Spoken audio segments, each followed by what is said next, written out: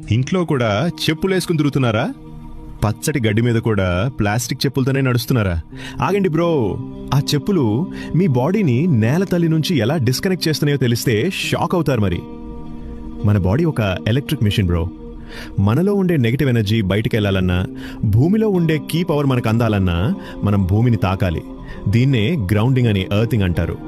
కానీ నువ్వు ఆ రబ్బర్ చెప్పులు వేసి నీ బాడీకి ఇన్సులేషన్ తగిలించేస్తున్నావు. అంటే నీ బాడీలో స్ట్రెస్ అంతా లోపలే జామ్ అయిపోతుందన్నమాట. అంతేకాదండోయ్, చెప్పులు లేకుండా నడిస్తే నీ పాదాల కింద ఉన్న వేల నరాలు యాక్టివేట్ అవుతాయి. ఇది నీ కంటి చూపుని పెంచుతుంది, రక్త ప్రసరణాన్ని సెట్ చేస్తుంది. చెప్పులు వేసుకుని నడిస్తే అది కేవలం నడక, చెప్పులు లేకుండా నడిస్తే అదొక నేచురల్ థెరపీ. నీ ఫోన్కి ఎర్తింగ్ ఇస్తావు, అరే నీ బాడీకి ఎందుకు ఇవ్వ బ్రో?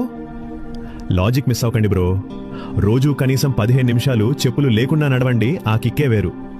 మరి మీరు ఇంట్లో కూడా చెప్పులు వేసుకుంటారా? కామెంట్ చేయండి.